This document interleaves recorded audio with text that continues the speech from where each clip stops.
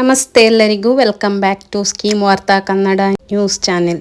ಗುತ್ತಿಗೆ ನೌಕರರ ವಜಾ, ಇದರ ಬಗ್ಗೆ ಸರ್ಕಾರದ ಸ್ಪಷ್ಟನೆ. ರಾಜ್ಯ ಸರ್ಕಾರದ ವಿವಿಧ ಇಲಾಖೆಗಳಲ್ಲಿರುವ ಸುಮಾರು 96,000ಕ್ಕೂ ಹೆಚ್ಚು ಗುತ್ತಿಗೆ ನೌಕರರನ್ನು ಸೇವೆಯಿಂದ ಬಿಡುಗಡೆ ಮಾಡುವ ಆದೇಶ ಹೊರಬಂದಿದೆ ಎಂಬ ಸುದ್ದಿ ಸಾಮಾಜಿಕ ಜಾಲತಾಣಗಳಲ್ಲಿ ಹರಿದಾಡುತ್ತಿದ್ದಂತೆಯೇ ಸರ್ಕಾರ ಇದಕ್ಕೆ ಸ್ಪಷ್ಟನೆ ನೀಡಿದೆ.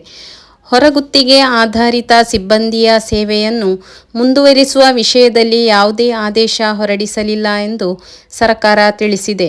ಈ ಕುರಿತು ಹರಿದಾಡುತ್ತಿರುವ ಜ್ಞಾಪನಾ ಪತ್ರ ನಕಲಿಯಾಗಿದ್ದು ಅಧಿಕೃತವಲ್ಲ ಎಂದು ಆರ್ಥಿಕ ಇಲಾಖೆಯ ಅಧೀನ ಕಾರ್ಯದರ್ಶಿ ಎಂ. ರಾಜಮ್ಮ ಪ್ರಕಟಣೆಯಲ್ಲಿ ಹೇಳಿದ್ದಾರೆ.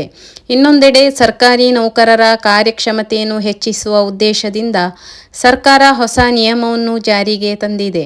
ಇನ್ನು ಮುಂದೆ ಸರ್ಕಾರಿ ನೌಕರರು ಉನ್ನತ ಹುದ್ದೆಗೆ ಮುಂಬಡ್ತಿ ಪಡೆಯಬೇಕಾದರೆ ಕಡ್ಡಾಯ ತರಬೇತಿಯನ್ನು ಪೂರ್ಣಗೊಳಿಸಬೇಕಾಗಿದೆ. ಈ ಬಗ್ಗೆ ಸಿಬ್ಬಂದಿ ಮತ್ತು ಆಡಳಿತ ಸುಧಾರಣಾ ಇಲಾಖೆ ಅಧಿಕೃತ ಆದೇಶ ಹೊರಡಿಸಿದೆ. ಈ ಕ್ರಮದ ಮೂಲಕ ನೌಕರರನ್ನು ನವೀಕೃತ ತಂತ್ರಜ್ಞಾನ ಮತ್ತು ನಿಯಮಗಳಿಗೆ ಹೊಂದಿಕೊಳ್ಳುವಂತೆ ತಯಾರಿಸುವುದು ಸರ್ಕಾರದ ಉದ್ದೇಶವಾಗಿದೆ.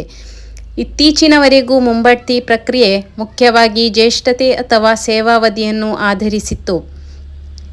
ಆದರೆ ಈಗ ಮುಂದಿನ ಹಂತದ ಜವಾಬ್ದಾರಿಗಳನ್ನು ಸಮರ್ಥವಾಗಿ ನಿಭಾಯಿಸಲು ಅಗತ್ಯವಾದ ತರಬೇತಿ ಅವಶ್ಯಕವಾಗಿದೆ. ಈ ನಿಯಮವು ಗ್ರೂಪ್ ಎ, ಬಿ ಮತ್ತು ಸಿ ವೃಂದದ ನೌಕರರಿಗೆ ಅನ್ವಯವಾಗಲಿದೆ. ವಿವಿಧ ಇಲಾಖೆಗಳು ತಮ್ಮ ಅಗತ್ಯಕ್ಕೆ ಅನುಗುಣವಾಗಿ ತರಬೇತಿ ಪಠ್ಯಕ್ರಮ ಮತ್ತು ಅವಧಿಯನ್ನು ನಿಗದಿಪಡಿಸಲಿವೆ. ತರಬೇತಿಯಲ್ಲಿ ತೋರಿದ ಸಾಧನೆ ಮತ್ತು ಉತ್ತೀರ್ಣತೆಯ ಆಧಾರದ ಮೇಲೆ ಮುಂಬಡ್ತಿಯನ್ನು ಪರಿಗಣಿಸಲಾಗುತ್ತದೆ. ಗ್ರೂಪ್ ಸಿ ವೃಂದದಲ್ಲಿರುವ ವಾಹನ ಚಾಲಕರು ಹಾಗೂ ಡಿ ವೃಂದದ ನೌಕರರಿಗೆ ಈ ನಿಯಮ ಅನ್ವಯಿಸುವುದಿಲ್ಲ. ಆದರೆ ಕಚೇರಿ ಸಹಾಯಕರು ಮತ್ತು ತಾಂತ್ರಿಕೇತರ ಸಿಬ್ಬಂದಿಗೆ ಇದು ಕಡ್ಡಾಯವಾಗಿರುತ್ತದೆ. ಸರ್ಕಾರದ ಈ ಕ್ರಮವು ಸಾರ್ವಜನಿಕ ಸೇವೆಯಲ್ಲಿ ಪಾರದರ್ಶಕತೆ ಹೆಚ್ಚಿಸಲು ಮತ್ತು ಆಡಳಿತ ವ್ಯವಸ್ಥೆಯನ್ನು ಮತ್ತಷ್ಟು ಪರಿಣಾಮಕಾರಿಯಾಗಿಸಲು ನೆರವಾಗಲಿದೆ.